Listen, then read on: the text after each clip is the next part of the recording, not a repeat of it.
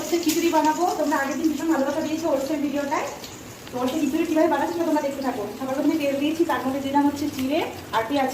এবার হচ্ছে তোমার টমেটোগুলো দিয়ে দেবো, টমেটো কুচি,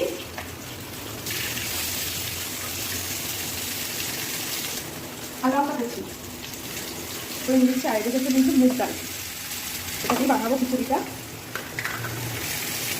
লবণ দিয়ে দিলাম পরিমাণ মতো, আর দিয়েছি হলুদ, লঙ্কার গুঁড়ো দেবো। এটাতে তেমন কোনো মশলা যাবে না। কখনো হয়ে গেছে ভালো করে ডালটা দিয়ে দেবো, মুগ ডাল ভাজা ভাজা করে নেবো একটু। ডালটা ভালো করে ভাজা হয়ে গেছে, মানে মশলাটা মিশিয়ে নিয়েছি মুগ ডালটা। এবার হচ্ছে ওটসটা দেবো।